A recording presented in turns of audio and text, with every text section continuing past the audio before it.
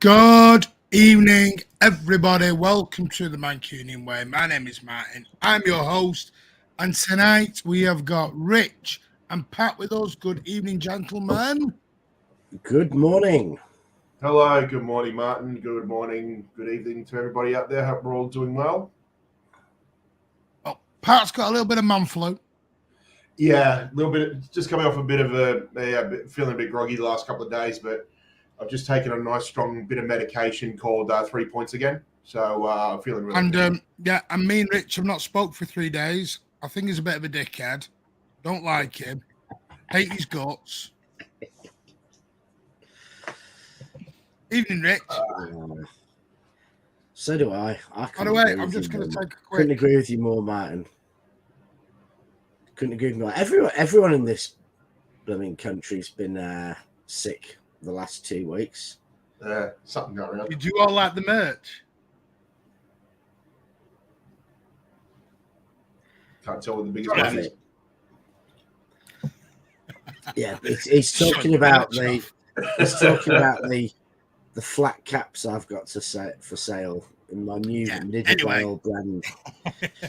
Good evening to all. I'll start off. Listen, I did it in the comments today. We do apologise for the other night. Some of these debates do get a bit heated, but we apologise if that ruined anyone's enjoyment or anything. It won't happen again. Don't worry. The next episode of Grumpy Old Mates. Yeah.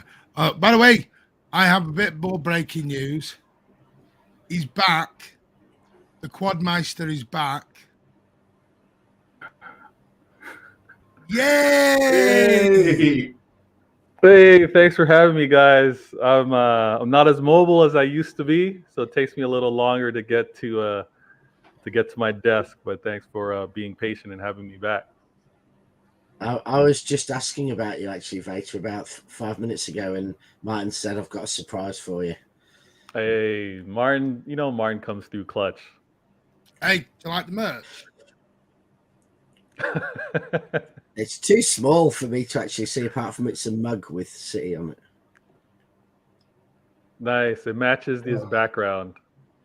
Bloody hell, Rich. I swear, if you ask for a mug, you should get it in Braille.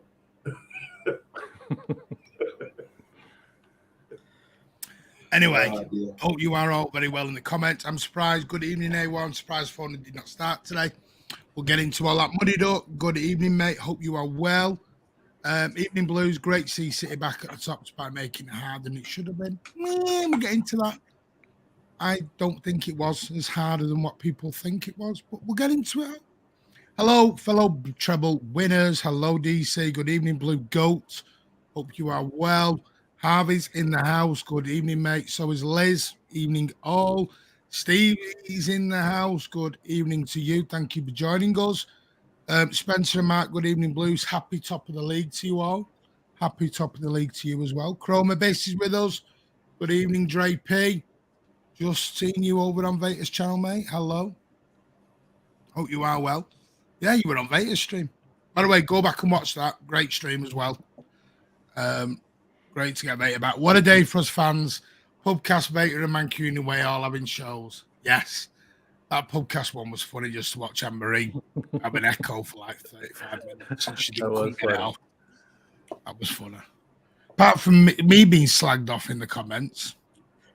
They went after you and Andy.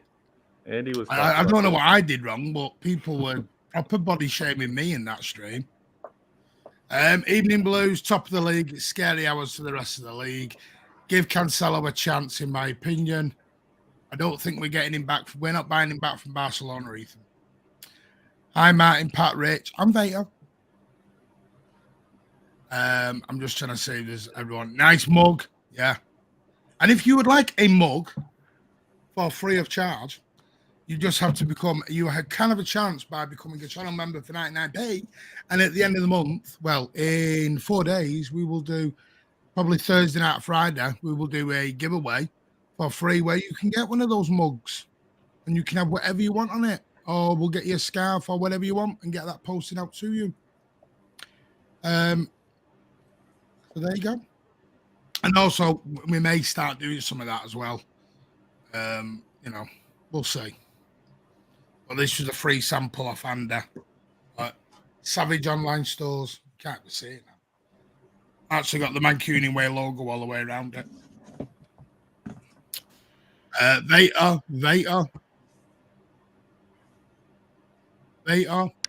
Yeah. All loving you, mate. I appreciate the love, man. It's been a long time, and I'm trying not to get too emotional with it because there was some painful days. I can't lie to you, where I wanted to be on the show or I wanted to tune in, but I was like, I'm gonna sound like a babbling idiot with these pain meds I'm on. So let me just wait it out. Oh, Yes, that will fitted him well. Yeah, you'd fitted him well. A month or so ago, Pat came on after some pain meds out in Manchester, and I guarantee you'd have been more coherent. Cameron expecting to Grealish slander. No, I've already. I don't know why I bother going on Twitter. I spent the 20 minutes defending Grealish on Twitter again. I don't get it. I just. Martin's growing a goat. Why? So that means he has the cast. No, listen, I'm just trying different things. My missus wants me to grow a full beard, but got to do what the missus asks, man. It grows too patchy when I do a proper beard. They're all loving you. Glad to see you back, Vader. Evening, everyone okay. Glad to see Vader back. Grealish haters will come out in droves today. I don't know why. I just don't know why.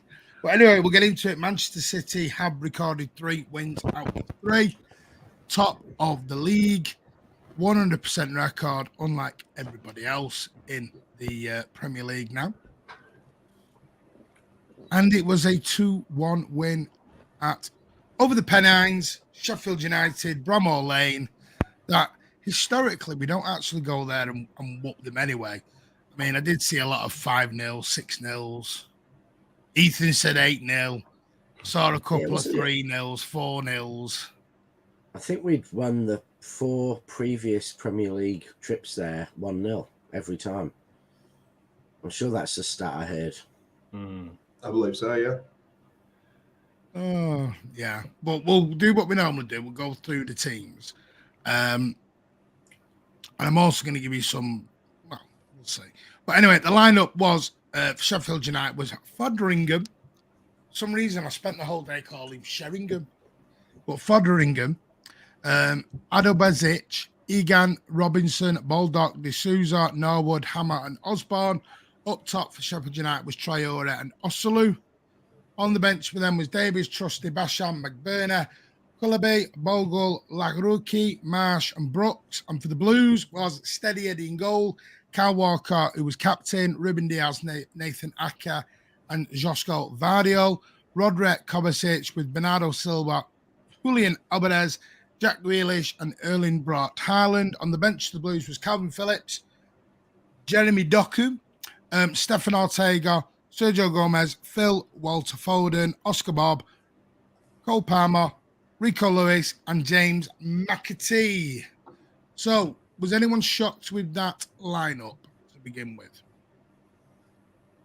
No, because I've been reading for the 24 hours prior how Foden hadn't travelled with the team because he was sick, and a couple of hours before the game, people saying Foden's on the bench. So, I think outside that context, I probably would have been surprised Foden wasn't in. But we've been told Akanji was injured and Foden wasn't travelling. So, given that, you would assume Bernardo would come in for Foden, and you'd assume Ake would come in. So, pretty much, it was as we'd expect.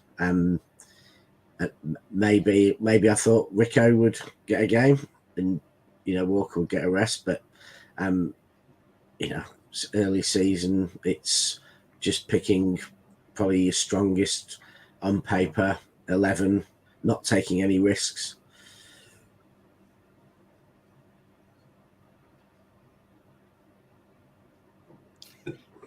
Yeah, look, I'd probably agree with you too, Rich. Everybody was trying to reverse hype, saying why are they playing Foden? Like, what is Pep doing after Foden was man of the match a week ago? But then when we understood what was going on, you sort of realised that was probably the strongest lineup we had. Looking at the bench, I mean, you look at it and you think to yourself, if you take Foden out of the equation, who's probably the strongest player we have on the strongest player we have on the bench at the moment? And it ain't Calvin Phillips, I don't think. Yeah. So for me, the lineup was what it had to be, and to me, I'm kind of glad that it actually stayed that stayed up, that lineup, that formation for as long as it did. Fair play to Pep and Wamalia for bringing Phil Foden on, obviously, and Pep, and credit to Phil as well too. Obviously, finding a bit of energy, a bit of stamina there to come in and be effective for those last 5-10 minutes of the game. So, look, I'm happy with the way we started. I'm happy with the way we finished it. So, for me, can't really expect much. Can't really expect or demand much more.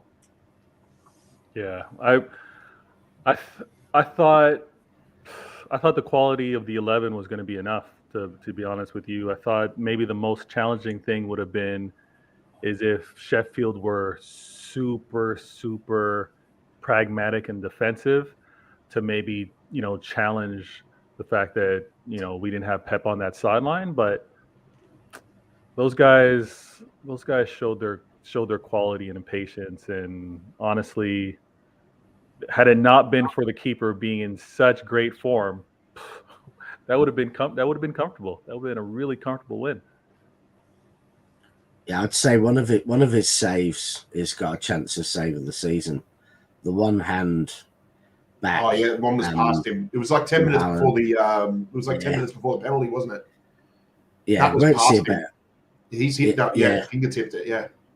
And then I think there was another one later. Another one I'm talking about. This is the one where he, where I think it was after the second half when he Haaland's through and he takes a shot, dinks him, and he's dived, and then he's put his arm up like that. Yeah. Great save, yeah. Like you look at that and you think, that's prime Courtois against him. So fair play. Yeah. I mean, I'll give you some of the stats of the game, because I heard today that some fans were saying we lacked creativity today. I don't think we did. Thought we lacked finishing, not creativity. Personally, anyway, that was just me. But funnily enough, the actual stats of the game, I'll just get them up, were quite damning, if I'm honest with you. Let's put it on way. Sheffield United had 20% of the ball. We had 80. Yeah, Sheffield United have. Isn't that the lowest in Premier League history teams had at home? I don't know. Maybe at home, but I know there's been a few Premier League matches where I think we've had higher where the opposition's gone into the teams. Yeah. And that's not necessarily us either. Well, they had 6 shots, 2 on target. We had 30 shots, 9 on target, 12 corners to their 1. They fouled us 11 times. We fouled them 2. So, to me, that show, there was never a lack of creativity. There was no lack of creativity today. There was a lack of finishing today. There wasn't a lack of creativity. Martin, I challenge on the lack of finishing in a sense where I kind of judge the shots and where they're placed. Did the keeper have to, really stretch out, have to make a very good play? And I think it was a combination of the two because, because I thought any other day we could have been laughing maybe the first 10 minutes in being up a goal, right? Like it was you're right. On another day that could have been 6, 7, 8. It could have because even I was listening to Talk Sport, and I know that's a really bad barometer to listen to before everyone comes in and shouts at me. But I was in the car. I've got to listen to something. And I'm listening. I was listening to the Newcastle Liverpool game, driving back from my mum and dad's. And I'm listening, and they were going about how it was a close game and how Sheffield United really struggled, really gave it to Manchester City. And I'm like, have they watched a different game or have they just seen the scoreline and then guessed at it? Because anyone who's watched that game, it was not close. No, it was not. Even when they got their equaliser, and we'll go through the goals. For me personally, even when they got their equaliser, I felt like we were going to just go back the other end because we were getting that many chances at them. You weren't all And going to to be stay honest, out. and to be honest, I think they got their equaliser because one of our players decided we were playing a friendly in the school fields and did something a little bit silly. So in many ways, it was because we were so dominant they even got the chance. But that's a lesson for us, because other days we might not go back the other end and score. So I think there are a few lessons that should be taken from the day. Yeah. I'd also say early in that game, sorry, Pat, right. early in that game with regards to the buildup, they didn't really threaten us when they had possession, because a lot of it was, let's try to get one contact into the midfield and one over the top. Like, that's really how they were trying to get at us. And whether it was Diaz, whether it was Ake, whether it was Gavardiol, it was so well managed. Like, it was an error that really got them into that game. Let's kick off then with the biggest, obviously, penalty. Any doubts it was a penalty? Which one? There were a few penalties. The one we actually got given. The one we actually got given. It was 1,000%. I mean, I think you took 1,000 people. I don't think you'd get one person who'd disagree that was a penalty. I mean, body was away from the arm. It stopped the ball going into the box. It's as clear as day. His arm above his head prevented the cutback or the squaring of the ball. Like, it was a penalty all day. Yeah, I know. There was a bit of a counter argument with some of the commentary over here saying, well, how are you meant to move your arm if that's the natural position you use for balance when you're sliding in like that? So, but these days you see defenders practicing and learning how to slide almost in a way like as if they're losing, like going down a water slide or something like that. They're learning to do that now. So for me, it's a pen. I can understand the counter argument because natural position would suggest for balance you have to have your arm like that, but they're teaching defenders not to do that anymore. Yeah, you can't use a natural position argument to put your arm in ultimately a position to deliberately stop the ball going across. And I'm not saying it is, but if you do go out like that, that's deliberate. I mean, just quickly, I was going to say, if you take the contact on the arm, I think it was John Egan was the defender. If you take that out of the equation, if that ball gets cut back, Haaland taps that in. Well, we hope he taps it in because he couldn't bloody hit a barn door in the first half. But if you look at his positioning, Haaland was ready to just tap that in. Yeah, so and for me, it's let's be fair. Even if you had 1% doubt, there was a moment not that many minutes away from that penalty where he got rugby tackled by the front row of the Sheffield Steelers, and that was a night. This is not going to be a repeat of Thursday, I promise you. Does people not think Haaland does a bit of rugby tackling back the other way? No. Yeah, he does.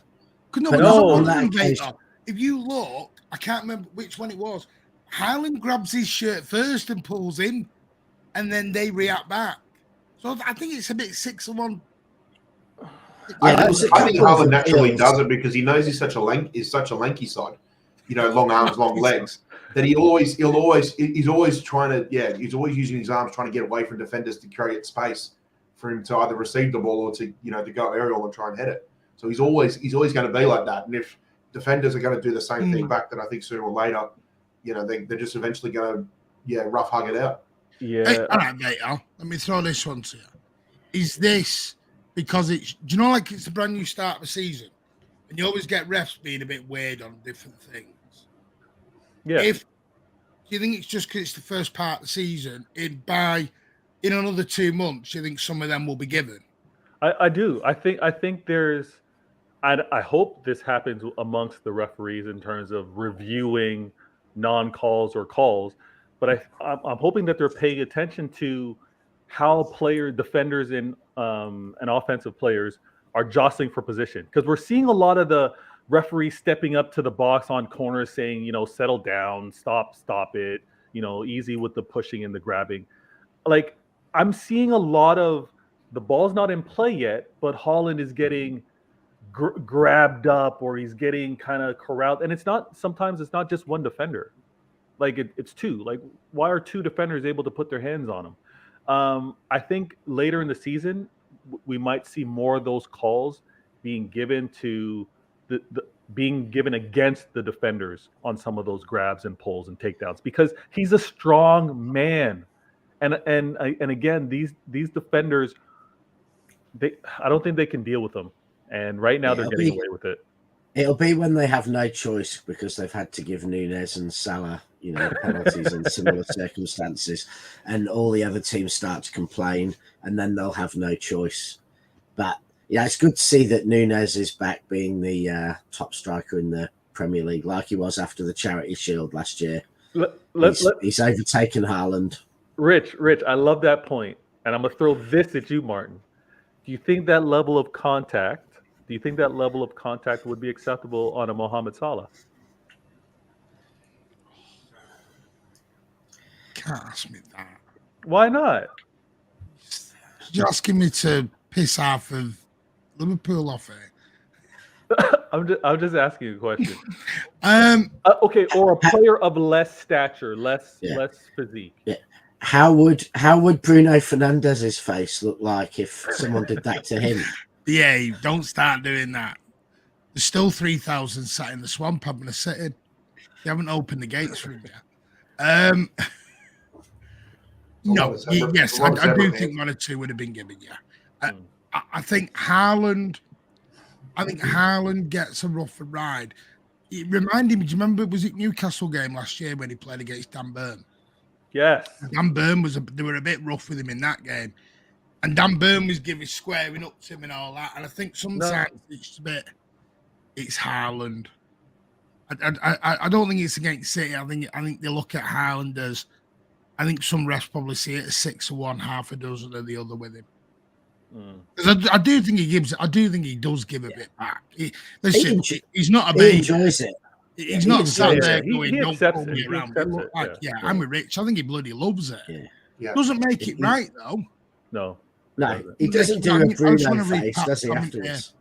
Only few players in the squad look to shoot. Rest would rather pass. Can't wait to see Duncan. Pat, you not know the way we play. This is what amazes me sometimes with this pass. We won a treble doing pass. There's a reason most of them don't shoot. Kovacic had an attempt and he scuffed it along the ground. And even Alvarez was smacking him 10 yards over today. Yeah. Rodri, how many did Rodri hit over the bar before he put Rodri? He had 3 or 4 two-sighters. Yeah, he had 2-sighters, didn't he, to get things out of his system before he. Do you know what it was with me? And I said this on your show earlier. People are craving this Sterling Sane football, and I get it. I do get what you want because it's more exciting to see 2 wingers flying down the wing, putting balls across. It's sexy footballers. Which manager called it that? Was it Ruud Gullit? Who called it sexy football? I'm not sure. Some Chelsea manager years. But that was also the honeymoon. That was year 2 for Pep. That was the honeymoon, right? And do you know what makes me laugh? Is when we went in the Champions League playing all this sexy football, what did we all moan about? Go back. I swear down. We went back. Do you know what? We can't defend. We need to have a bit more control in these situations. And now we've gone the opposite. Won the treble. Everyone wants to go back to sexy football now. I like that we have the option. That's what I'm looking forward to. Yeah, because having the option is spot on. But today, like I said, I thought at the very start of the second half and a bit towards the end of the first, thought we were a bit panicky at times. We were just smacking balls across, and hoping something went. And Sheffield United defenders are going, we love this. We'll throw our body in the way. I'll take it one in the face. I'm just going to kick it anywhere it'll go. The one time we went back to controlling stand-up football is when Grealish, which, by the way, I will say, I like that he went to the byline, used his left foot, like someone said, but he slowed it all down again. 1-on-1, slow it down, didn't whip it in first time or anything, took his man on, went to the line, little chip ball, watched the Sheffield United defender. Because he's not defended like that for 60 minutes. So now he's going, right, hang on, I'm waiting to throw my body in the way, and the ball's hung in the air. And Haaland just goes, thanks, 1-0. That's what the controlling football does. I know it's not pretty. I know it's not sexy. I know it's not great to watch. But we all go as fans to be entertained. Players in the Pep are there to win games and win trophies. They're not bothered how they win it. That's what I always remind people. They're not there. They're there to entertain us, but they're not really there to entertain us, really. Yeah. If we want entertainment, we'll go to the Phoenix Club. Phoenix Club? The Phoenix. And by the way, that's not having a go at Pat, by the way. That sounds like I was just having a big go at Pat there. I wasn't, mate. No, but you know what so to go back to what Pat said with regards to Doku, you remember it's classic, but early days for Sterling and Pep, and Pep's just giving him instructions like, I want show and go, commit, one touch. I'm excited to see that level of interaction between Pep and Doku in terms of, because Pep gives you the game plan in terms of, here's how I want you to attack. Here's where I think you'll be most effective. I'm excited for that addition, for what the type of profile that he is and what it may mean for that wing play moving forward, because he brings a different dynamic. Anyone on that? Anyone want to come back to me and say they want the sexy football? I think our football is sexy right now. Then why do all the fans go mad at half time at 0-0? Why do we have a meltdown? Our best football's always when we've been playing every 3 days. If we're playing, Joker. You can't expect last season's defense and 17-18 style attack 3 games in when you're playing 7 days apart. Once we start playing every 3 days, that's when the quality football comes in, when they start hitting the peak fitness, peak tempo, and everything starts to click. Now, if we played today, if the way we played through, so today was 3 games in. If we played the same way 13 games in, I think I'd be asking a few more questions, regardless of what the result would have been. So for us, it's just you got to take the rough with the smooth. If it ain't that appealing, as long as it's effective, and then you capitalize from that. If you're able to go through with a 100% winning record before you start playing every 3 days, then it's obviously going to give you a chance to springboard on and go on and potentially dominate the league. So at the moment, you can't really be too critical at the moment. All you have to do is just at the end of the day say, did we get the 3 points? Yes. All right, I can't wait for next week, because hopefully by next month when we start playing every 3 days, then you'll start getting the results and you'll start saying, now we're purring. I'll come back to Mateus Nunes stuff at the end. People saying about Doku, I don't think it was the type of Doku game. No. I don't think it was Doku's type of game that today. The way Sheffield were playing. Because the other thing is, I watched Kyle Walker today, which brings me nicely into the Kyle Walker situation. If you play Kyle Walker with Doku, Kyle Walker can't do what he did today. I don't mean the mistake on the defending, talking about for the winning goal. Yeah, We'll come on to the mistake. Because by the way, anyone who's watched Kyle Walker play, it's not unusual that he drops a clanger against Sheffield United. That's all I'm going to say. He does do it every time we play them, funnily enough. But Kyle Walker was racing up that right wing. Doku can't do that. You can't have him and Doku both doing it, and no one then. You can't have both just doing the exact same job. Yeah. So to me, if you're going to play Doku, Kyle Walker's either got to sit and defend and just defend, or Walker doesn't play. And you go with that. So, Martin, you think the best link up for Doku is when Rico Lewis plays, or if we've got a centre back playing the right back position? I honestly think the best link-up play would be a Kanji or Stones with Doku. You know what? I'm gonna wait until I see him because it'd be interesting to see how resolute or how stuck in Doku does get, maybe a little bit defensively. Because imagine a defender having to pace themselves between Doku challenging this with speed and maybe taking a play off, and Walker then doing the same thing. Like Pep's going to come up with some madness, and I think the two of them could work together. But what we saw today, no, I don't think we would get what Walker did today, and Doku. I think. Yeah, that's all I mean. Yeah. I just because Walker wants to do. Walker doing that is what you want Doku doing that for. Yeah. Thoughts on the fan pitch invader? Great for him, but he's just got himself a ban out of football for God knows how long. What a memory, though. Oh my God. I don't know if it's worth it. I don't know if it's worth it. He's a former champion boxer or something, isn't he? But is it worth it to have that 30 seconds with Haaland? Was he local though? Like, was he like? I've never seen him. I'm just saying the way Haaland reacted and just embraced the man. What a memory! Oh my gosh! I was smiling ear to ear when I saw it. I'm glad everything obviously was safe and on the up and up, but I was smiling ear to ear. What a moment! Be careful, Martin Doku starts and fast wingers back. I don't think you'll get fast wingers back like you're wanting back. I don't think you'll get that. I don't think you're going to get your Sterling side. No, we're not going to get the pair. You're right. No. We're not going to get the pair. But honestly, I expect Doku to do what he does, but I expect Pep to coach some control into him as well. Pep's not just going to throw his whole formation book out the door for one player. Because it's like you said, mate, and like Rick, you said a couple weeks ago, you're going by 2 wingers, wouldn't you, if you're going to go right back to the way you was and just go for it. It's a bit of a weird one.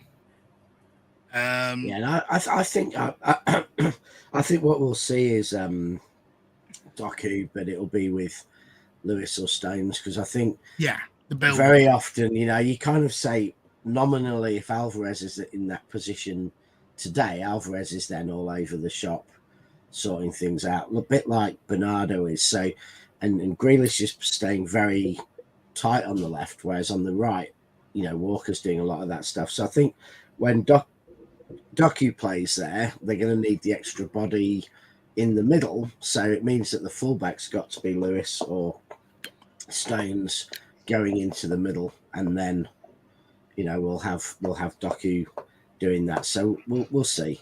But I think we're going to have to wait till being a couple of goals up and in control and wanting to rest the player before we see Doku, because I just don't think Pep's going to throw him into a game that's in the balance unless we're losing by a goal and he really wants to change it. But I think generally we might have to wait a little while. See, like he's not. Look, I'm going to get it absolutely buzzing for it, especially for the electric, terrific winger Doku. So everyone's loving the wingers or winger. Everyone's loving it. Grealish praise. I don't get that one part. What do you mean Grealish praise? Here's a question. Do you know who created the most chances on that pitch today? Let me guess. Was Kovacic? Ederson. Nope. You all know who it is. You just be facetious. Jack Grealish created the most chances on that whole pitch today. 6.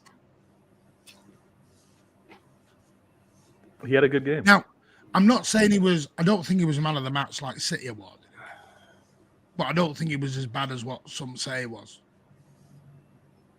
He kept the ball. He didn't lose the ball much. And he got a lot of... he's been panned by many here, Rich. Yeah, I know, but he didn't lose the ball much. He seemed to get half their team booked. And he did seem to be all over the place, defending and forward in the game. So, I mean, I don't think I'd have called out any City players overall for performance. I just think collectively we lacked that cutting edge. I don't think it was any individual players. You made your words when Nunes is on the counter. Well, Nunes has got a bit of pace. He does run up through the middle a bit. So Obviously, Pat thinks he's going to be playing as 8 or 10. As a ball controlling number 10, powering through and slicing the ball through. To win games the way we play, we need control and not chaos, and that's why I'm so surprised by the signing of Doku. I'm not going to lie, I am a bit surprised by the Doku sign. I think he's a quality player. I'm surprised because it's not Pep's philosopher. And even today, we just wasn't that either. So, yeah, it was a bit weird. But I think to that point, we don't want chaos for us. But we do want, if we've got a team defending well and keeping control against us, or not control of the ball, but control of their goal, we do want chaos, but we want chaos in their defence. I think the reason he's perhaps been signed is he does give us, either in Europe when we might play on the break a bit more, or in a game that's really tight and it isn't moving, he gives us that option that brought us back against Villa to win the league 2 years ago, which is going on the outside, an option Grealish did today, for the goal to break the game, and doing exactly what Sterling did to break the game against Villa. And I think Doku can give us that option, but he can also give us the option of just running at the middle of the box like Mahrez used to do, beating a man or two, and then that forces the defence to shift in, risk a penalty, anything else. And I think Doku's brought to bring chaos to the opposition, not to bring chaos to City. Is it? Let's discuss Doku in regards to when we think we might see him make his debut. Now, I think next week with Fulham, if we're 4-0 up with 20 minutes to play, then yeah, it might be a chance for him to play. But I get this. He said if, not when. Calm down with the 4-0 up. No, I'm using hypotheticals, right? Because I don't think we're going to see as much of Jeremy Doku as we think we're going to see. I think we'll probably see about maybe 20, maybe about 30, depending how far we go in competitions. Maybe about 30 games, and a majority of those will be off the bench. It's going to take time for the young man to hone his skills the way that Pep wants to mold him. So for me, I think only in certain scenarios where we do have a comfortable lead, with a quarter of the game to play, or I don't think we may not even see his senior debut for Manchester City until possibly if we may play bottom half of the Premier League or a Championship side in the next round of the Carabao Cup. So for me, it's this guy is going to be someone that's going to be bedded in slowly. I think it'll be a similar situation to Leroy Sané's first season under Pep, where we didn't really see him play more regularly and hit his stride until about February of that season. So this guy is definitely a work in progress, and this is a project that, or an individual player project that I think Pep is going to take his sweet time with nurturing and molding it to what he wants it to be. It'll be interesting because looking ahead, we've got Fulham, West Ham, Nottingham Forest, Wolves. Now West Ham, I could say. Could see him at West Ham on that wide pitch. Big pitch, stretch the defence, yeah. He'd be suited there. And possibly a bit more on the break, playing someone away who, they're going to be up the top still when we play them. So they might have a bit of confidence. When's Pep back? After the international break. I don't think you'll see Doku properly till when Pep's back. Yeah, that's quite possible. I think Pep's going to want to coach him. Yeah. Yep. I know it's hard because Juan Lilo can't sit on the training pitch with earbuds in his ears. I mean, Pep told him what to do on the training pitch. So it's a difficult one because it's like the Núñez thing. Even if Núñez signed, you won't see him till probably Pep's back. Yeah, that'd be because you can't integrate them properly, can you? It's a weird one. Because listen, Pep was there. Pep was in control today. We don't have any of that. Pep was in control. They weren't passing earbuds around because he just fancied being. He was sat watching it, telling them what to do. He's not daft.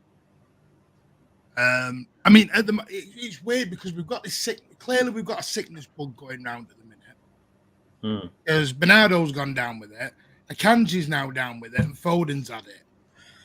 So they either need to all stop holding hands in training or start putting the mask back on. Because they clearly got a bug. They got to remember to wash their hands before wash your hands face. when you go to the toilet always. Did you wash your ass today?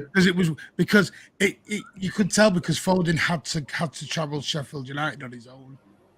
Right, you get on the bus. You're on public transport. Get moving. Take some alcohol wipes with you too. Yeah, get some wet wipes and a mask, and you're all right. Right, I know you have to shoot in a minute, Beta. What did you think overall? I mean, Kyle Walker had a brain fart, as we know. Yeah. You know, I don't want to. I'm trying to not. Say it. What are you doing? Say it. No, because this is the Mancunian way. You say what's on your mind. You say your piece. What are you trying to be? All right. Why was he a bit of a dick? Where was the arrogance to come from to back you? Someone said in the comments, if Pep would have been there, he wouldn't have done it.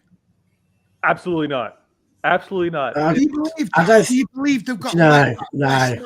He would not have done that. He would not have done that with Pep on the side. No, see, I think he would have done it, and then Pep would have screamed at him, and he'd have probably been hooked. Because I don't think you've got enough self-control in that split second to think I'm doing that today and I wouldn't do it. Yeah, maybe in a game like Real Madrid, he wouldn't do it because it doesn't feel like we're in control. But I think that's the spur of the moment. I'm going to save a corner, but not thinking that actually by saving a corner, actually I could be risking something more. But it was Pep will have a word with him, but we all know that Kyle Walker, I do have to go, brilliant player, but every few weeks or months he does something silly on or off the pitch. Mate, you're shoot, mate. I'll tell everyone where they can find you, mate. I mean, YouTube search, just look up Vader Games TV. You'll see episodes of Why Always Me, and you'll see episodes of CIA Intelligent Agendas, where you'll see Martin, you'll see True City Fan, Gundalorian, and I hope to see Pat and Rich on there. I just got to adjust the timing because it's a little too early. But man, fantastic show. Thanks for having me on, guys. Take care. Get over to bed again. See you soon. Hope you're doing well, mate. I'm getting better every day, man. Thank you so much. Glad to hear it. Yeah. Cheers, pal. The other thing I was wondering with do you want to explain that? Mancini's become Saudi Arabia's manager. Oh yeah. Hold on. He's getting like 70 million quid for like 2 or 3 years or something. I think he's going to train him up until the world, coach him up until the World Cup. Mercenary. He's going to be the figurehead. He's going to be the figurehead for the start of it. So yeah. Hang on a minute. No, I won't say it on here. I'm going to go on. No, I won't. I was going to say I was going to go and have a bet on something. Newcastle's next manager? Well, it's possible, yeah. I thought you were going to say Alan was going to move to Saudi Arabia. No, they'd send him back. It's not far enough. Yeah, there's so many. It's going to be interesting, actually. This, so many Mancini Twitter handles. And I'll be interested to see if any change. I mean, Kyle Walker, he did make up for it. He made up for it. Yeah. But do you believe he would? I mean, Pat, do you really think he wouldn't have done that if Pep had been there? I don't believe they've got that least amount of respect for Lilo to do that. No. And let's be honest, in previous years, Walker does have one brain fart in him season that does result in a goal being conceded, or can be the catalyst for a poor result or something like that. But I'm kind of happy to let it slide because he did redeem himself. I mean, it was only 3.5 minutes from when they conceded to when Rodri scored, and let's not forget, even prior to that, Kyle Walker almost single-handedly bagged the second goal himself. You remember he went for that bomb and run for about 40 or 50 yards and very nearly scored himself or squared it to Haaland, I think. Yeah. No, Alvarez, and then Alvarez put it over the bar. Yeah, he had a very. I thought Walker, until that moment, had a very solid game. I thought he, played the role very well, but that's 117 charges. 117 charges now. Oh, is it going to 120 charges? Yeah. Are we adding 10 on for that? They really should have given him 115 million euro contract. Yeah, that's another charge on him. By the way, did you see that the other day? This is totally off topic. Did you see the complaint that's gone in by a number of clubs about Newcastle and City? Yeah. Yeah, but wasn't it reported by? It was reported by Nick or Neil Harris, whatever his name is, from Mail Sport. Yeah. And he's meant to be a rag and one of the most biased reporters going around. Neil Harris was on that YouTube documentary, I believe. It's Nick Harris. Yeah. He spends his life, trying to crying about us. I mean, there's a few things. There's been some interesting analysis on it. Firstly, it can only apply to the last 5 years, so it's we're okay. It's not related to anything there. And secondly, we're not in the single market anymore. So I'm a bit, unless it's some kind of Champions League thing, not a Premier League thing. I'm not quite sure, what the thing is, but it's just another desperate attempt. I mean, City could equally go to the the bodies who look after the single market can complain about anti-competitive and cartel behaviour. So I think overstate subsidiaries. Yeah. Don't, if anybody's freaking out about it, don't, because Nick Harris is just the rag version of Miguel Delaney. If anyone wants to know what it's about, it's just anti-city. It's on the Daily Mail. Manchester City and Newcastle fair new pros by European Commission after official complaints over owner stakes of subsidiaries. So basically, there was a rule within the Premier League, and being Rich and within the group, we talked about this about a month or so ago, and Rich made a good point, and obviously this is what it's come from. I said, when PIF were doing the golf, and then the owner of Newcastle or PIF said, I can't give evidence in the court because I'm part of the Saudi government. And that's when the Premier League ears pricked up and went, you're not allowed to be part of the government because governments aren't allowed to own football clubs. And I said to Rich, Newcastle could be in trouble. And then Rich responded back quick as a, what's it? Well, then we are as well because Sheikh Mansour's on the government board in Abu Dhabi. And I went, he's the vice president. He's the vice president of the UAE now. Yeah. It's one of the most senior. They're basically saying that the governments are owning City and Newcastle, and it is against Premier League rules for governments to be owning football clubs. But the complaints are to the Commission, and the Commission looks after the single market. It doesn't look after the British economy. So I'm a bit sort of puzzled. Are they just going down the Premier League rule route? Are they just looking at that one rule of the Premier League and doing that? Do you know what?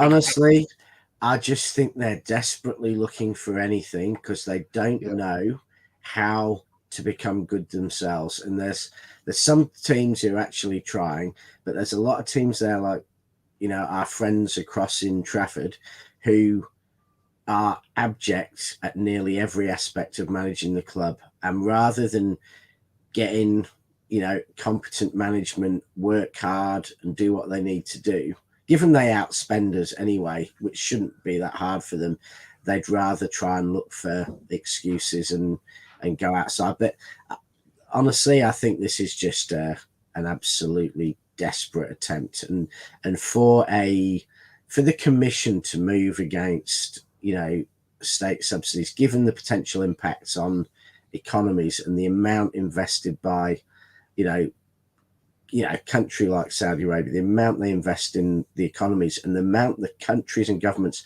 are fighting for that investment, means that it would have to be something egregious. And it's quite clear just by looking at the spending of City and Newcastle that we're not spending at the levels of many of our competitors.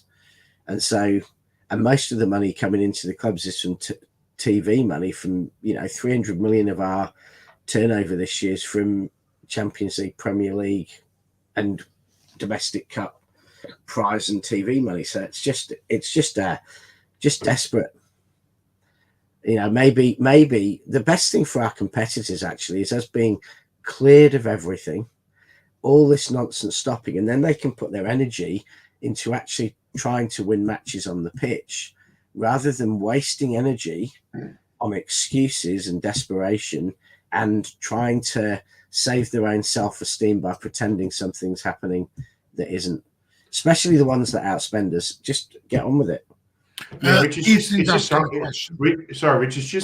just throwing shit until it sticks, and to the point of where now I think most City fans are now, and probably even Newcastle, because I'll start getting the gist of it, where it's just like, if it's all quiet on the media front for several months about any sort of government ownership or any sort of breach of FFP or anything like that, it's almost like it was just like, oh, they've been quiet at the moment. Give it a couple of days. Oh, we've got another one.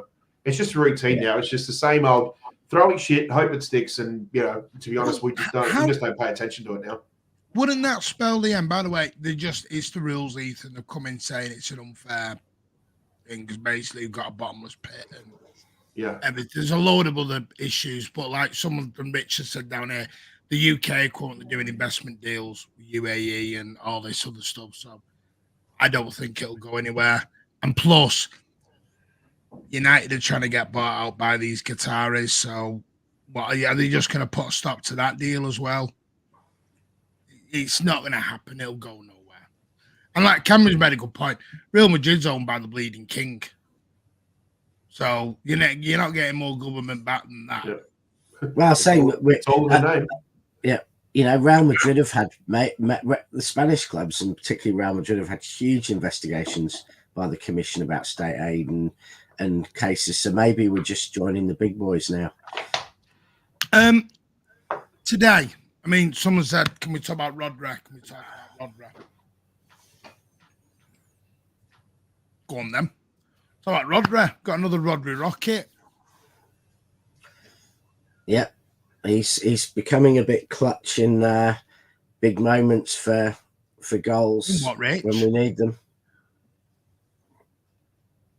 Rich? What was that word? He's becoming a bit of a clutch player that in the big moments. Down with the lingo. What do you think he said? No, I just something I expect my son to come out with, not someone's rich age. Something I wouldn't even say clutch moments. Well, there you go. Yeah. So he's coming good like that, and he's he does it, but he's just Rodri, isn't he? He's there at the back, and they're going through. There are fans, and by the way, City fans who think he's garbage because he's not fast, and because he's not the same player as Fernandinho. I think. Yeah, I think there's an idea. There's not as much dark arts either. I think people. Yeah. I think those that are anti-Rodri are still so pro Fernandinho that it's like, well, if you're not going to master the dark arts like he did, then I don't rate you. Yeah, no, I don't even think it's that. I think there's a defensive midfielder that template that started with Makelele, and Makelele was phenomenal at it, and Makelele and probably Kante and Fernandinho evolved it a bit, but he still fundamentally had a lot of that Makelele ability, and I think there's a lot of people who want that from their defensive midfielders, and whereas Rodri's not an out-and-out six, he's not about his pace, just cleaning up things at the back. Rodri's, he is one of those 68s that Pep loves, where he's not there just to run around fast and clean up at the back. And look how much people, look how many people, City fans, and I still bemuses me to this day, who rated De Jong above Barry. Now, for me, Barry was 10 times the player De Jong was. Barry would use his brain to intercept the ball and pass the ball to a City player, whereas De Jong would wait until they're on the break and go in with a beautiful sliding tackle and give them a throw-in. Oh, now, when De Jong That's Yeah. beautiful. Like and the DNA. fans love it. It was Yeah, like, when De Jong Rich, goes Barry was the engine. Barry was the engine, and De Jong was the enforcer. Yeah, Young got a song. Barry kept control. Hmm. De Jong lost his control, but then did something spectacular to give them a throw-in. But Barry kept his control and kept the ball. And I think most football fans slander is disgraceful. I'm just saying it as it is. Hang on, who came on start an argument? PR and helped us.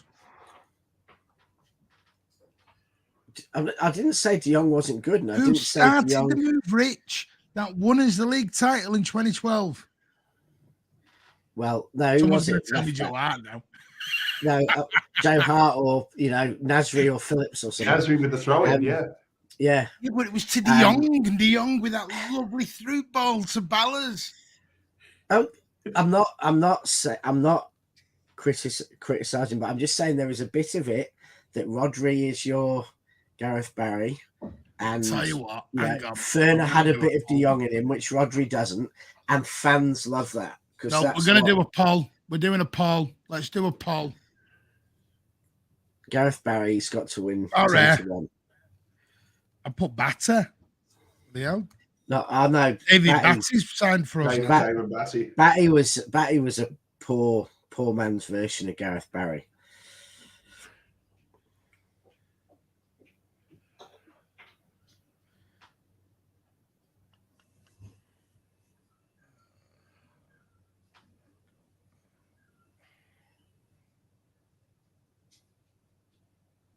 Right.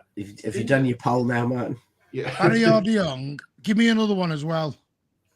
Oh. Another what? Defensive midfielder? Yeah. Javi Garcia, whatever his name was. Javi Garcia. Yeah. Javi Garcia. Jack Rodwell. Right. In the chat now, you can have De Jong, Barry, or Garcia. Fernando. No, yeah. he was crap. You're not having the octopus. No, he was crap if he was on his own. When he was double pivot with Fernandinho, the breaking legs trio, they were good. No, listen, Gareth Bale was an amazing player. I don't know why. I had a real affiliation with Nigel. Listen, I love Gareth Bale. Gareth Bale was. Yeah, I always remember his goal at the Reebok. Yeah. It's not called the Reebok anymore, is it? Fans love excitement, Martin. What's more interesting and exciting to watch as a fan? A player getting into the right position, intercepting a ball and passing it 10 yards to their left to a player, or a player out of position, charging back in a swashbuckling way, sliding in and getting a last gasp tackle to put the ball out.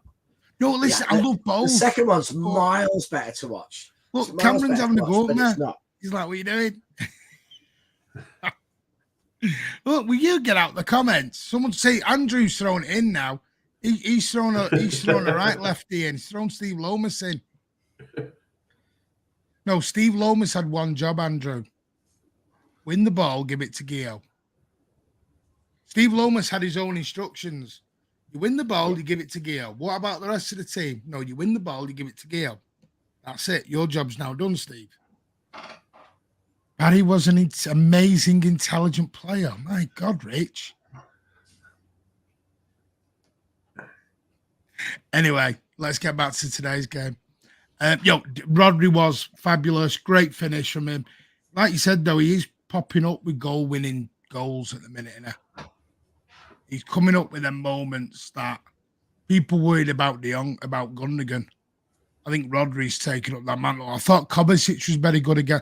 That ball from people on about creativity. There was a ball in the second half from Cover, slid Haaland in, split their defence wide open, and their goalie pulled off a fantastic save. Was the save. That was the save where he went. Yeah, the one when he's got his, and you're like, ridiculous save. So I think Cover's fitted in. The one I was a bit disappointed with today, and I'm going to shut you now. I didn't think Bernardo was great today. Thought Bernardo was a bit off it today. Now maybe that's because he's coming back from illness. Yeah, I think he looked a little bit leggy, to be honest. I don't think he looked like he had quite his energy that he normally does, and I think he probably had Foden not got sick as well. I think maybe Bernardo would have got another week part off. of Oaks is going Jerry Gow now. Look, De Jong was hard as feck. Yeah, Neil McNabb, bloody hell, Rich. It's not 80s and 90s. Fernando banned me on Twitter. Was Twitter around when the Octopus played for us? Steve McMahon, he didn't like us. Jamie Pollock scored the best own goal ever. Stephen Ireland, he wasn't a CDM though, was he? No. Well, we loved him remotely. He was like our number 8 stroke 10. Off topic, I just thought, why wouldn't we give Connor a testimonial? I think testimonials are a thing of the past now. Yeah, I think the testimonials were there because players didn't earn that much money in their career. And when they went to retire, they needed to get some extra money to help them retire, and the clubs helped them. But it's been a long, long time since I've heard of a testimonial in the top flight that's money for the player. They're all for charity now. And the other thing is there's 75, and if you include internationals, probably 80 games a season for players. So they just haven't got time in the calendar. But it's not like the days in the 70s and 80s where you had a testimonial and it was to help pay the mortgage of the player off, because they've now got 150 houses. Can I just say, by the way, the current community, the current poll is De Jong 64%, Barry 33%, 36% now.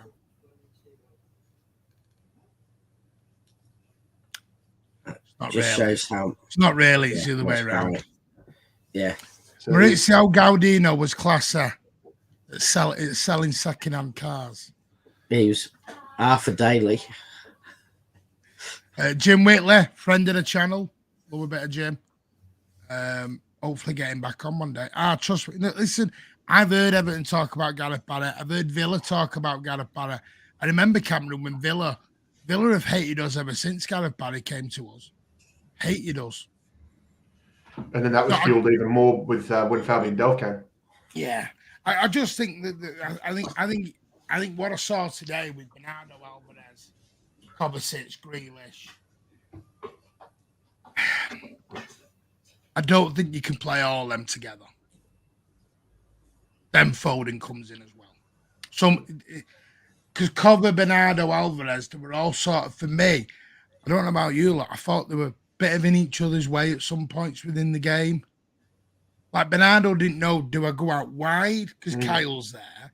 This is the problem with this overlapping fullback job, like Kyle does. Does Bernardo go out or does he come in? And it's like, this is why I don't want to see Doku with Walker, because I think it'll take that. You're going to have a lot of discipline in certain players to stay in positions. 1 second. You understand what I mean? Do you understand what I mean by that? I just think they were a bit all too much of a muchness sometimes.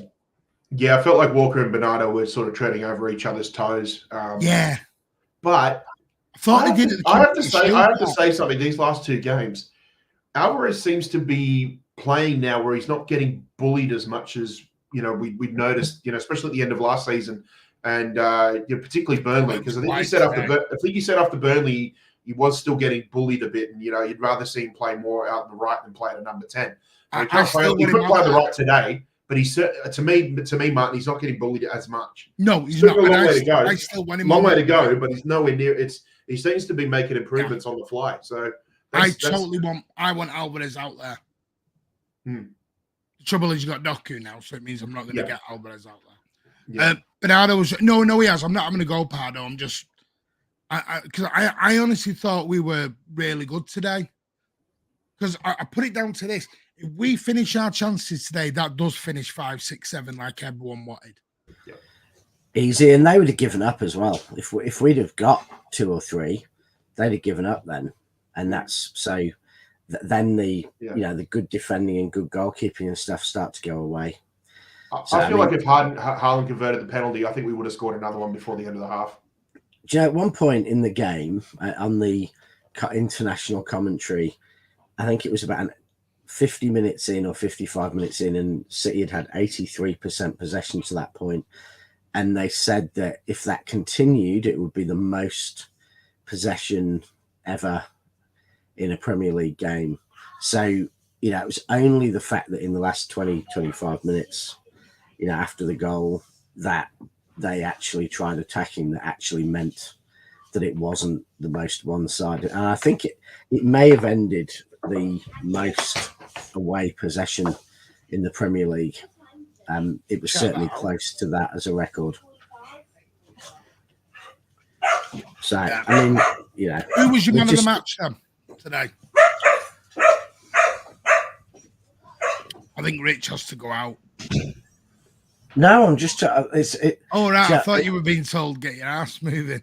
No, I was saying they were goodbye. No, I think that's a really hard one. Who's the man of the match? Because I didn't. The club gave it Grealish. I nearly always think there's 2 or 3 players who really stand out, or one who stands out. Today, I thought everyone was. You know, I'd have given it to Walker until he did a brain fart thing, which would have. Rich. No, I thought he was as good as anyone on the pitch before that moment, but I'd automatically relegate him to last choice for it. I mean, you know, it just that far. Well, no, I think a punishment for punishment. A back heel in your own, a back heel. Yeah, a back heel for your own box. You go to 22nd place of the players on the pitch for man of the match. By the way, while you're thinking, Rich, this is exactly what I said at the Community Shield, as you remember. Bernardo and Walker were like Cancelo and Grealish, yeah. Because that's what the trouble with Bernardo was against Arsenal. Yeah. Remember, I said Walker's overlapping, and Bernardo didn't know where to go at that point. Bernardo's like, I'm stuck now. You took my spot here, so. Yeah, Bernardo kept popping up everywhere. I did see him at left back at one point. But that's the hard thing watching City now, is that to get your head around, is that Bernardo and Alvarez both seem to pop up absolutely everywhere on the pitch, and someone says what position are they playing, and it's like, well, you know, they're pretty much popping up everywhere because it is Richmond's problem. Good pressing. That is something we do moan about, and it's like I said the other day. I was on another show and I said it's like do I choose the Ferrari, the Lamborghini, or the Bugatti Veyron for my Sunday afternoon drive? As fans, we do have this rich man problem issue, don't we? Where we're sat there going, we've won 3 out of 3. We're the only team in the Premier League to win 3 out of 3. We're 2 weeks behind everyone else. We haven't got our squad together fully yet. Our manager's sat in a bed in Barcelona. Our best player's out until 2024. Our best player's out. It's like, come on. Yeah. We haven't got to moan about, really, have we? Yeah. It is a, you know, I wouldn't want to be looking at City as the rest of the Premier League, because you are looking at it thinking most things that could go wrong for City in terms of us being such an organised machine. Everything's going wrong this season so far. You know, talk about how will we survive without De Bruyne, tick. How would we survive without Pep, tick. You know, our awesome strong defence, and half of them have either been injured or whatever. You know, players leaving. I mean, it's just been, by City standards, it's been chaos. And, you know, it should be the time that everyone else is actually taking points off us and building a lead. Because let's be honest, if you're Arsenal or even Liverpool, you're going to want to go in to the new year. You know, you're going to want to go into February 10 points ahead of City. And if you're already losing points to us in August, that's pretty bad position, because we're at our worst now, and we're at worse than our worst given all the circumstances, and yet we're sitting on 9 points, and that is a problem for our rivals. No doubt. Rich, if you look at, if you're trying to plan or predict what the season's going to be like, is the teams below us in the league have to be very, very concerned, because if we start to string a good bunch of games together, then I mean, bloody hell, we could start. You know, we could be a good 4, 5, 6 points clear by the time the October, November fixtures come around. And if you remember our history from our last few years, we always have that one little off performance around about October, November, and then from there, that's where we hit our stride. When we have it's that slap in the face that that random team just gives us, and then we go on those big streaks. So from other teams, I think there's going to be a lot of concern that even if they might think, oh, they've had that loss, now is that chance to strike. Well, then they could easily lose 2 or 3 games themselves. So I think they've got to be very, very cautious as to what happens over these next few weeks. And international breaks may be a factor. I usually don't think they are. The only exception to me was when we played Brentford before the World Cup last year. But again, it's one of these things where I think we'll hit our stride once we play every 3 days. Once all the other competitions all start to come in, and of course, as I said, we have that little slip, which is just normal. Don't know who it's going to be this year. Probably be a different team, and then we just click. We just go from there. By the way, we are playing every 3 days at the minute. We're on about 8 games already out with this year. I feel like we played out for season. Well, we don't. Most of them have been friendlies. Oh, I don't know why, but I feel like we've played half a season already. We're 3 games in. And we don't really start playing every 3 days until after mid-September. Because Champions League is around about the 19th or 20th of September. That's match day 1. And then the Carabao starts the following week. Well, Carabao for us starts the following week. So which day? The draw's the end of August, isn't it? Is it what this? The draw's the Champions League Thursday. Which the Champions League draw will be early Friday morning here. For us, so Thursday, yeah. The Carabao, I think, will be probably the day after that because they play towards the latter part of this week, and shortly after that is when the transfer window closes. Yeah, because I'm going to announce what we're doing on Thursday in a minute. I've got a big, because I'm going to be honest with you, we're going to go a bit dead for the next few days because Thursday, Friday we have an absolute packed 2 days for you. And then into weekend. Because Thursday, we're going to do the Champions League draw live. Starting at 5 o'clock. We'll go through. I think it's about 6:30 it gets done. Then I'll go away, have a bit of a rest. Then we're coming back to record the preview for Fulham.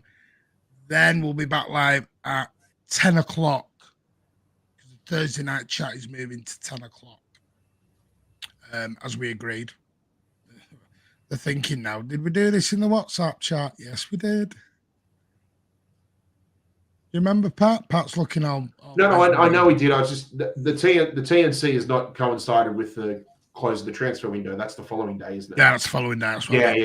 That's the one to make. Yeah. So I'll be live. Going to be live at 5 till 6 for the Champions League live draw. Then Thursday we'll record the preview about 9:30, and then at 10 we'll be live with the Thursday night chat, which will be, to put it bluntly, Champions League draw and transfer news. And then Friday from 12 p.m. we will be live right through till midnight with the deadline day show. So that's why I'm going to have a couple of days just zooms while we rest, recuperate, and get ready for a massive Thursday, Friday, and then Saturday here on the channel. If we hear anything about Nunez, mate, would you? Yeah, if we sign Nunez, we'll come live for that. But yeah, literally, we're going to be like 24-hour streaming for 2 days. So that's why. The Nunez thing, the last thing I heard was, we've now made the final bid of around 60 million euros with add-ons. And it will be our final bid. Any talk of us sending Tommy Doyle the other way? They're talking about it, but that will be a separate deal. Yeah. Apparently there's been some breaking news. I'm just checking. Right, breaking. Let me grab it. It looks like the Nunez has been accepted. Oh, wow. Now, breaking news from Fabrizio. I'm just checking now. There's been some news. I'm just checking. I'm just seeing where it's come from. Coutinho could be going to Saudi Arabia. Wow. Okay. It does appear that the deal has been accepted. Not officially, but it appears it's been accepted. And Nunez is saying his goodbyes. Yeah, you do wonder with with a deal like this, when you've got Mendes at the heart of this deal, also as working, with Barcelona on, Cancelo also renewing Bernardo Silva's contract. You do wonder, how much goes on. You know, he's negotiating with us hard on 3 different deals. You know, I'll give you this if you give me that. It's a weird one. It's a bit of a weird one. I mean, Muddy Ducks put it here. Paisley's second bid has been successful. Nunes Wolves teammates have posted emotional goodbye to him on Instagram.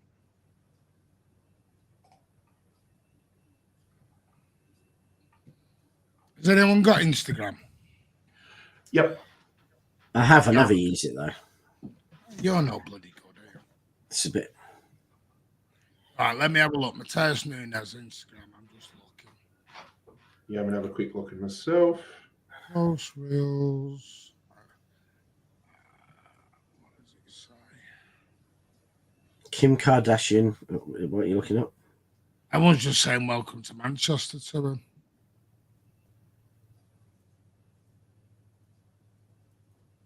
It does appear that it's done. There you go. That was intriguing. Wasn't expecting that one to. Sunday's a bit of a funny thing, isn't it? No need for Nunes. Here's a question. When Nunes is signed, where's this leaving KP?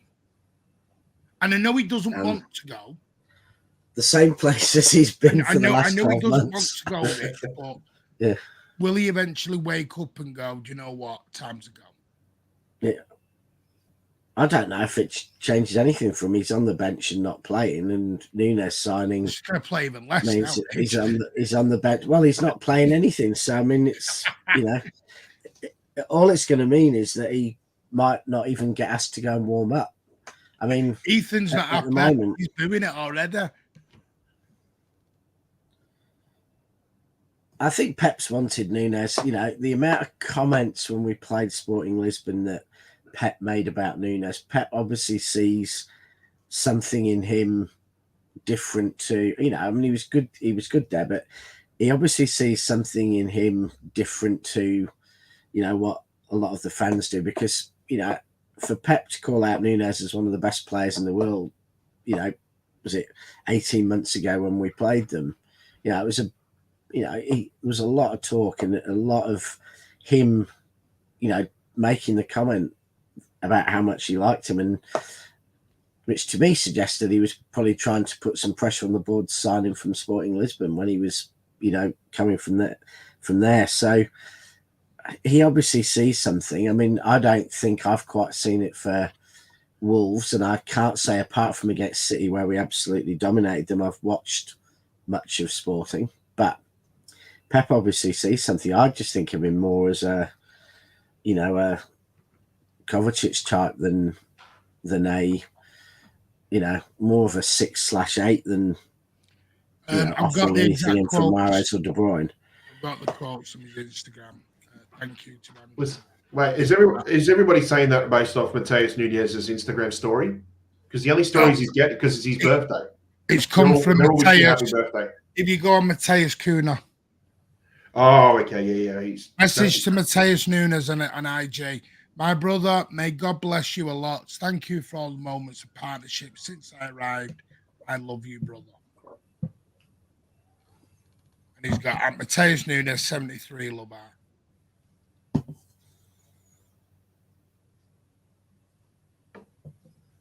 Unless Kuna's going. Kuna leaving. He's just saying bye to him. Anything, I mean, yeah, you know, anything's possible at Wolves. I think it's done dusted. I think Nunes will become a Manchester City player. I think Palmer. These are my predictions for deadline. Well, it might get happen before. Calvin Phillips will go because I think he'll give up the ghost. Palmer will leave.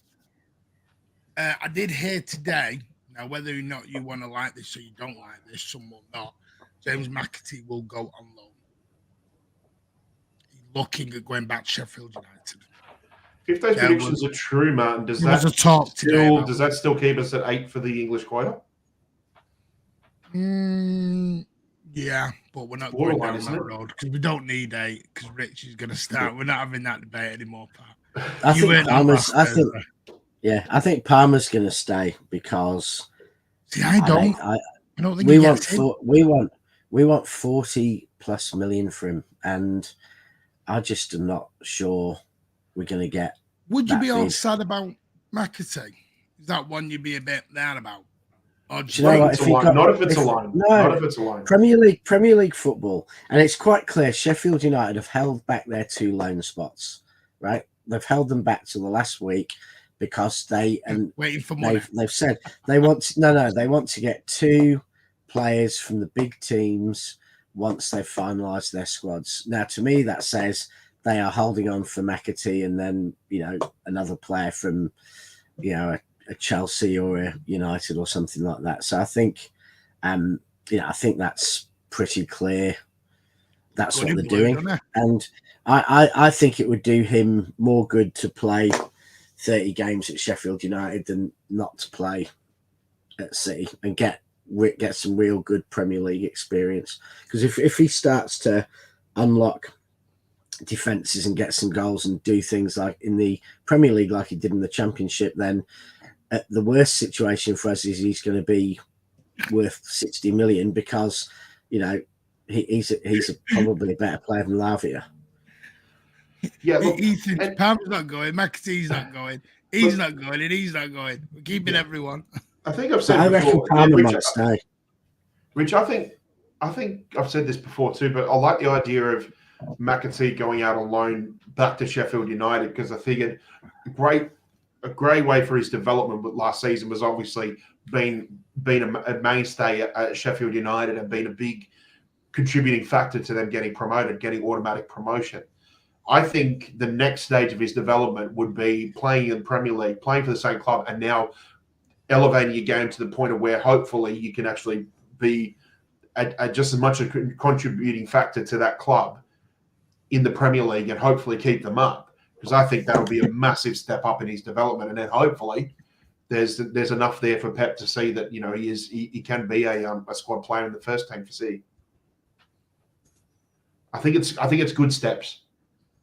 Because he doesn't fall. He's a quality player, but he doesn't fall into the whole Phil Foden generational talent sort of. No, I'll be honest with you. I think McAtee ends up not coming back. Yeah, I'm gonna. Yeah, I know. We're gonna have to drop now. We need shape. No worries, mate. Yeah. Thanks, Rich. See you soon, mate. Bye. Cheers, mate. Yeah, I think McAtee will go and not come back. I think he'll come back, but I don't think he's got a future. As much as that's sad. Oscar Bob's going to stay. Yeah, by the way. So, yeah. I think we're going to be in. I think you can expect the Cancelo deal to be sealed off this week. Laporta, whatever you want to call him, Johan Laporta, came out and said that they're just sorting out some little things to do with FFP, and then they'll sign Cancelo. From what I've heard, Cancelo's already in Barcelona. He's just waiting to get it all garnered off and signed.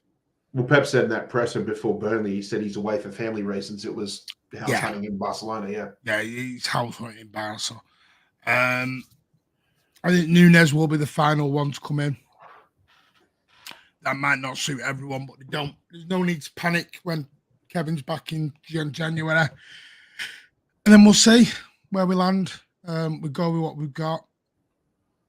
It's a shame about Palmer and McAtee. It is, but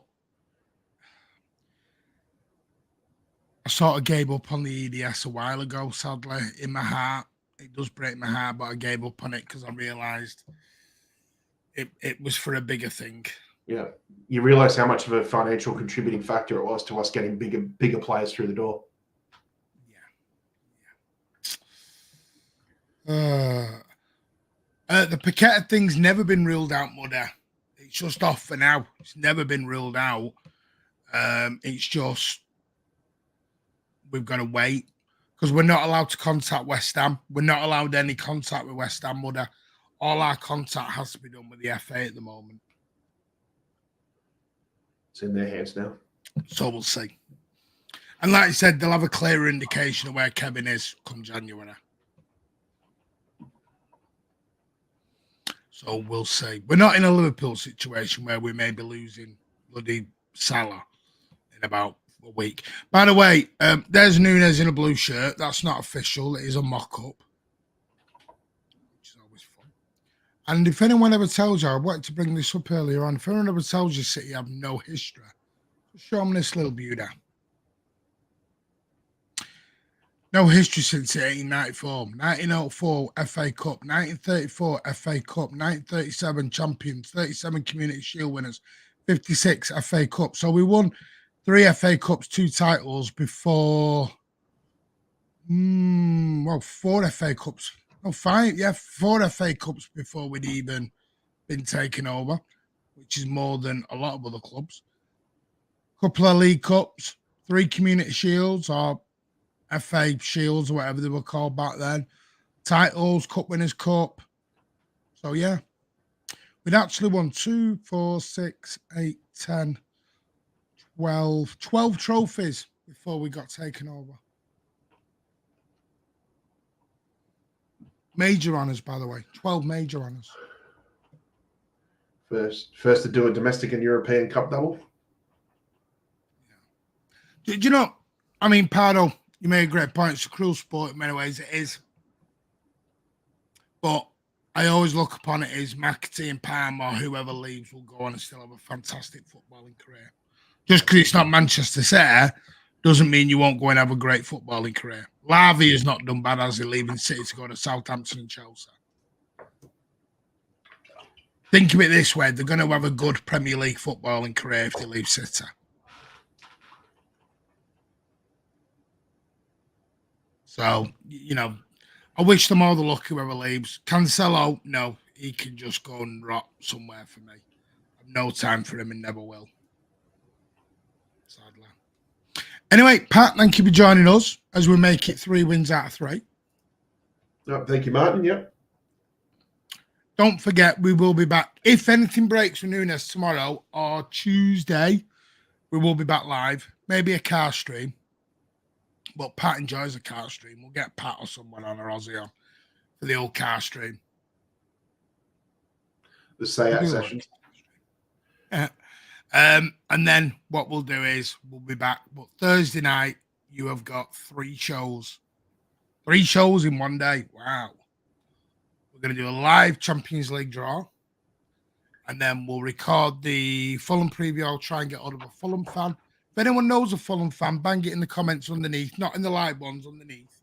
And we'll contact them. And then or if any Fulham fans are watching this, get in contact with us. There's all the things down below there. Oh, yes, the poll. Thank you, top of the league. Who do you think won the poll? Gareth Barry. You know, that was actually a lot closer than people think. Well, you guess about 55 to 45 or something like that. Barry was 53%. De Jong was 46. Yeah. That is a lot closer than what I thought. I actually thought Barry would fly it.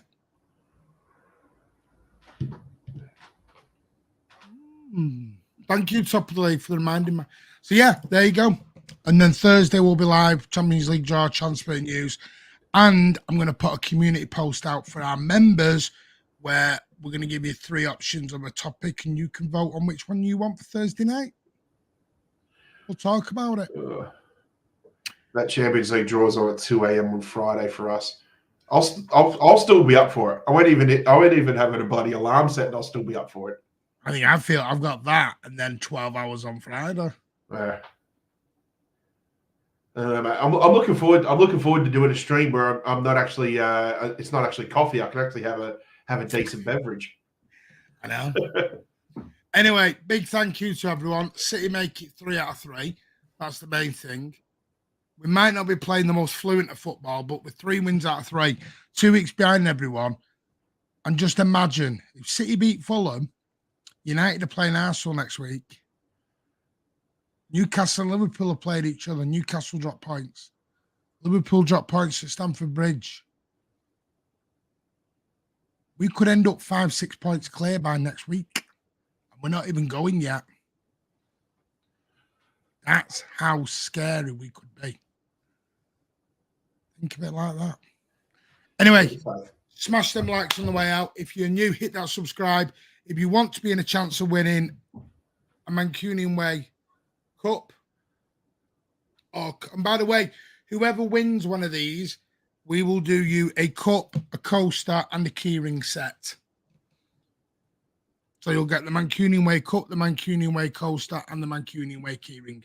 And all you have to do is become a member of 99p, and you'll be automatically entered into the draw, which will be conducted on Friday during the 12-hour show. See you all then. Take care. And we'll see you on the next one.